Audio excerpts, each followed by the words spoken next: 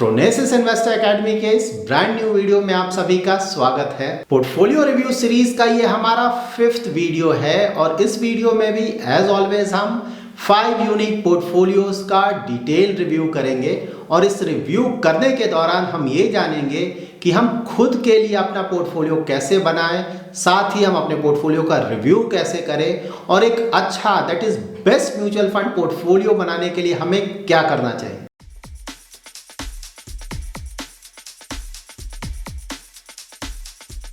जब भी आप खुद के लिए एक इक्विटी पोर्टफोलियो बनाएं, इक्विटी में दोनों ही आएंगे, stocks and equity mutual funds, तो वहां पे सबसे पहले आपको क्या करना है? सबसे पहले आपको अपना रिस्क प्रोफाइल और इन्वेस्टमेंट होराइजन डिसाइड करना है।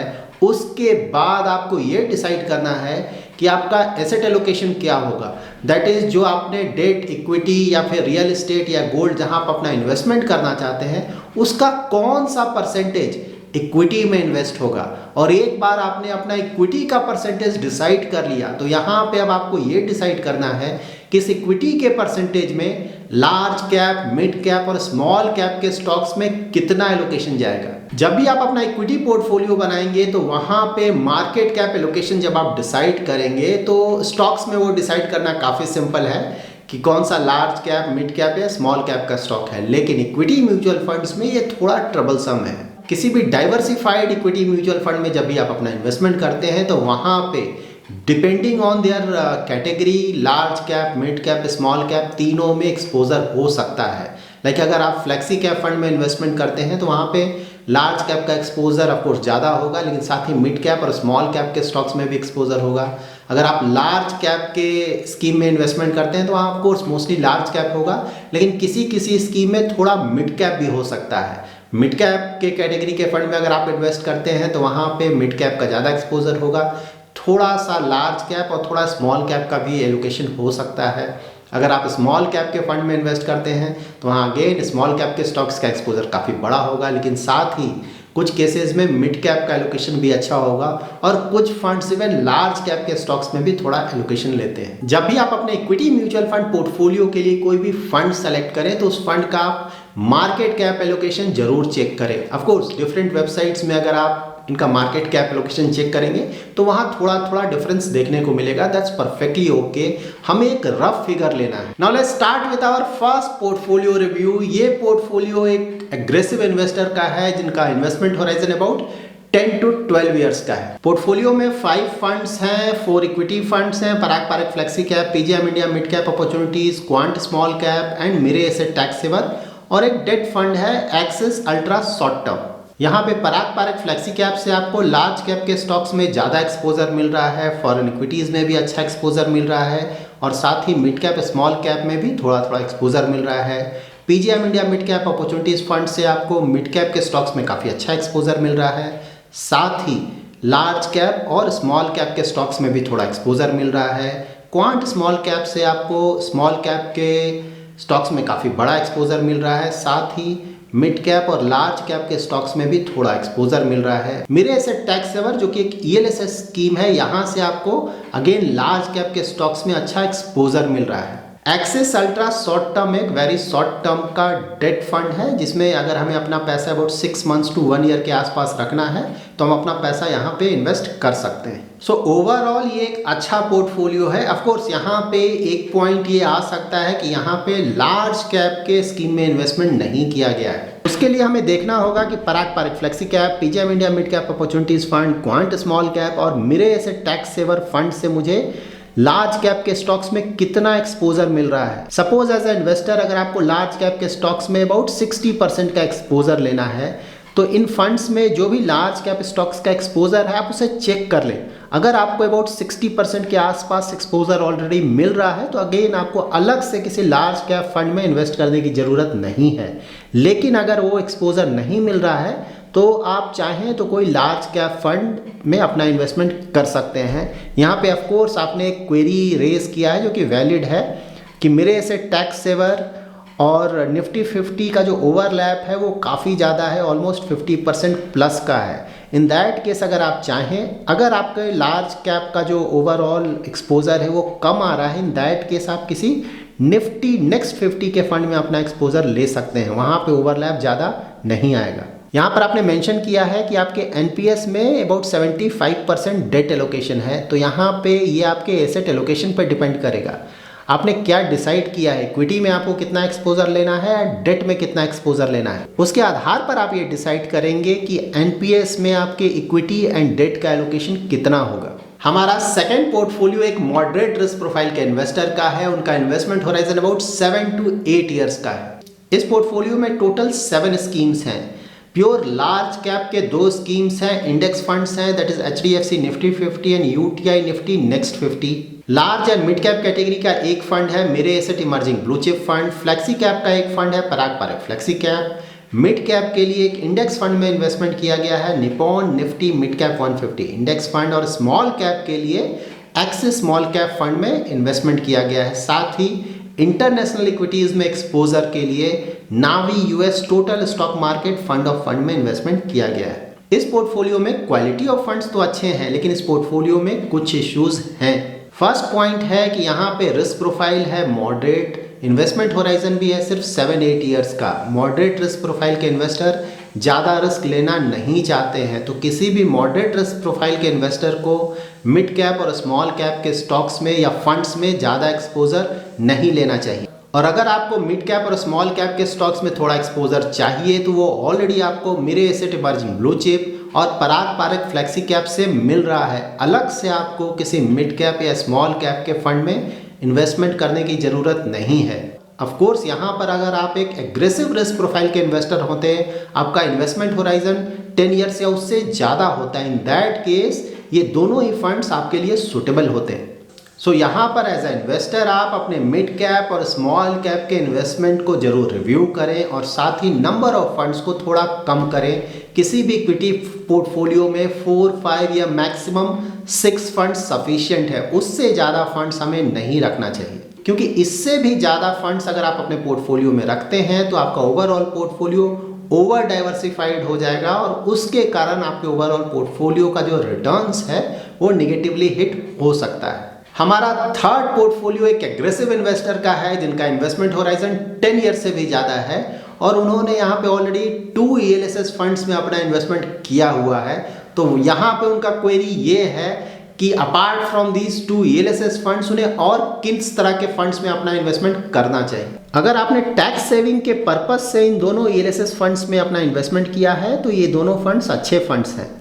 सो नाउ अगर आप एक एग्रेसिव इन्वेस्टर हैं, आपका इन्वेस्टमेंट होराइजन भी 10 ईयर्स से ज़्यादा है, दैट इज लॉन्ग टर्म का इन्वेस्टमेंट होराइजन है, तो आपको अपना पोर्टफोलियो कैसे बनाना चाहिए। इस तरह के इन्वेस्टमेंट होराइजन और रिस्क प्रोफाइल के इन्वेस्टर अपने टोटल कॉर्पस का अबाउट 60 to 70% इक्विटी में इन्वेस्ट कर सकते हैं और जो भी पैसा आप इक्विटी में इन्वेस्ट करेंगे उसका अबाउट 50 to 60% लार्ज कैप में, अबाउट 20 to 30% मिड कैप में और अबाउट 10 to 20% स्मॉल कैप के स्टॉक्स में इन्वेस्ट कर सकते हैं। ऑफ कोर्स अगर आप म्यूचुअल फंड रूट के थ्रू इन्वेस्ट कर रहे हैं तो आपको इन फंड्स का मार्केट कैप एलोकेशन चेक करना होगा, वहां से आपको पता चलेगा कि इन फंड्स ने लार्ज कैप, मिड कैप और स्मॉल कैप के स्टॉक्स में कितना इन्वेस्टमेंट किया है। इक्विटी पोर्टफोलियो में इस तरह का मार्केट कैप एलोकेशन लेने के लिए आप एक लार्ज कैप, एक मिड कैप, एक स्मॉल कैप फंड में इन्वेस्ट कर सकते हैं और अगर आप चाहें तो एक फ्लेक्सी कैप फंड भी इंक्लूड कर सकते हैं। इससे ज्यादा नंबर ऑफ फंड्स आपके पोर्टफोलियो में रिक्वायर्ड नहीं है, ये सफिशिएंट होगा। हमारा फोर्थ पोर्टफोलियो एक एग्रेसिव इन्वेस्टर का है जिनका इन्वेस्टमेंट होराइजन अबाउट 16 इयर्स का है। यहाँ पे इनका जो पोर्टफोलियो है वो काफी ज्यादा रिस्की पोर्टफोलियो है। इस पोर्टफोलियो में 3 स्कीम्स हैं, PGM India mid cap opportunities fund, quant mid cap fund, ये दोनों ही मिड कैप कैटेगरी के फंड हैं और थर्ड फंड है PGM India flexi cap fund. इस पोर्टफोलियो से मिड कैप के स्टॉक्स में काफी अच्छा एक्सपोजर मिल रहा है, साथ ही स्मॉल कैप के स्टॉक्स में भी एक्सपोजर मिल रहा है, लेकिन रिलेटिवली लार्ज कैप स्टॉक्स में एक्सपोजर काफी कम मिल रहा है। क्वालिटी वाइज ये सारे स्कीम्स अच्छे हैं। यहाँ पे अगर आप इस पोर्टफोलियो में एक लार्ज कैप कैटेगरी का फंड भी इंक्लूड कर लेते हैं तो ये पोर्टफोलियो काफी अच्छा बन जाएगा। यहाँ पर आपका एक क्वेरी है कि आप अपने ड्रीम हाउस के लिए अबाउट 40 to 45 लाख का कॉर्पस बनाना चाहते हैं, तो फिलहाल आपका जो SIP अमाउंट है पर मंथ का, उस अमाउंट से इस कॉर्पस को इन दिस टाइमलाइन अचीव करना शायद पॉसिबल नहीं हो। तो अगर आप अपने SIP अमाउंट को पर मंथ 2000 या 3000 के अमाउंट से बढ़ा लेते हैं तो फिर आप इस कॉर्पस को आराम से अचीव कर पाएंगे। So now one very important point जो कि सारे इक्विटी इन्वेस्टर्स पे एप्लीकेबल है, वो आप पे भी एप्लीकेबल है और मेरे ऊपर भी एप्लीकेबल है। जब भी आप अपना इक्विटी का पोर्टफोलियो बनाएं तो ये दो चीज़ें जरूर ध्यान में रखें। अपना पूरा पैसा कभी भी इक्विटी मार्केट्स में इन्वेस्ट नहीं करें, ये बहुत ज़्यादा रिस्की है। एंड सेकेंड, आप जब भी अपना पोर्टफोलियो बनाएं तो उसमें लार्ज कैप के स्टॉक्स का एक्सपोजर हमेशा ही ज़्यादा रखें। ये पॉइंट मैं आपको हमेशा ही रिमाइंड कराता हूँ, क्योंकि आप हमेशा ध्यान में रखें फ्यूचर किसी को भी पता नहीं है। फ्यूचर में या फिर कल या परसों या फिर 1 साल बाद या 5 ईयर्स के बाद या 10 ईयर्स के बाद क्या होगा, हम किसी को भी ये पता नहीं है। लास्ट फ्यू मंथ से रसिया एंड यूक्रेन का वॉर चल रहा है, हमें नहीं पता है कि वो ऑल ऑफ अ सडन कब एस्केलेट हो जाएगा। सिमिलरली चाइना और ताइवान का प्रॉब्लम चल रहा है। अगर चाइना ने ताइवान पे अटैक किया तो वहां पे भी काफी बड़ा प्रॉब्लम आ सकता है। इसके साथ साथ कुछ ऐसे चीजें होती हैं जो कि ऑल ऑफ अ सडन सामने आ जाएंगी, जिसके बारे में किसी को भी पता नहीं होता है। लाइक कोविड का प्रॉब्लम हमने देखा, ऑल ऑफ अ सडन ये आ गया और इसका काफी नेगेटिव असर पड़ा था ओवरऑल। तो इसी तरह से फ्यूचर में भी हमें नहीं पता है कि कब क्या हो जाएगा।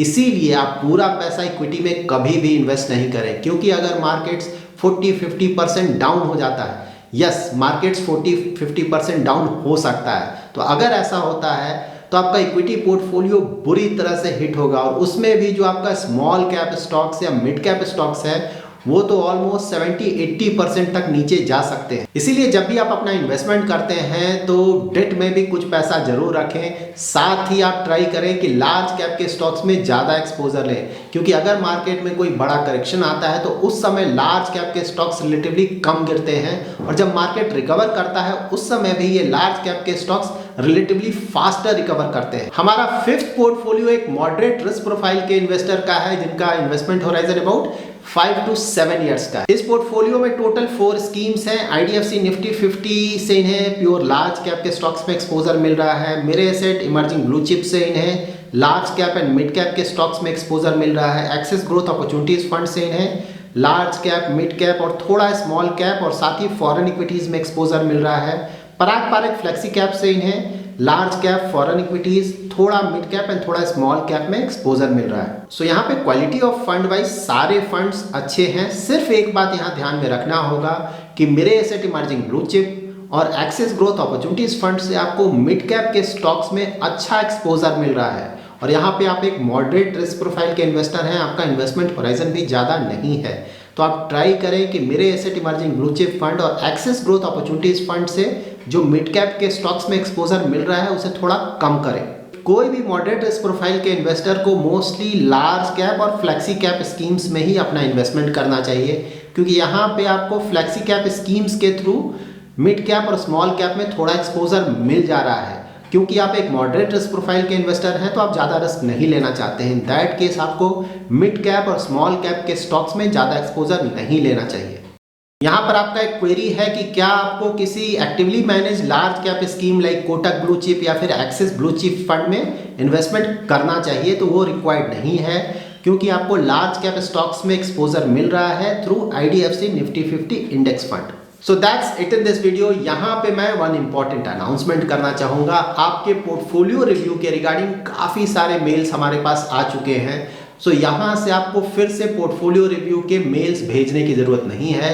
अभी तक जो भी पोर्टफोलियोज हमें मिल चुका है उन्हीं पोर्टफोलियोज में हम फ्यूचर में जब भी हम पोर्टफोलियो रिव्यू करते हैं तो इन्हीं पोर्टफोलियोज में कुछ पोर्टफोलियो सेलेक्ट करके हम पोर्टफोलियो रिव्यूज करेंगे। सो हेंसफोर्थ आप फिर से कोई नया पोर्टफोलियो हमें नहीं भेजे। इस वीडियो में पोर्टफोलियोज के रिगार्डिंग जो भी इंफॉर्मेशन दिया गया है वो सिर्फ एजुकेशनल पर्पस के लिए है, ताकि इससे आप खुद का अच्छा पोर्टफोलियो बना सकें और पोर्टफोलियो रिव्यू सही से कर सकें। अगर आप अपने पोर्टफोलियो में किसी भी तरह का कोई भी चेंजेस करना चाहते हैं तो आप खुद का स्टडी जरूर करें या फिर अपने इन्वेस्टमेंट एडवाइजर से जरूर कंसल्ट करें। अगर आपको ये वीडियो पसंद आया है तो जरूर लाइक एंड शेयर करें, और अगर अभी तक आपने हमारा YouTube चैनल सब्सक्राइब नहीं किया है तो जरूर सब्सक्राइब करें। Thanks lot for watching.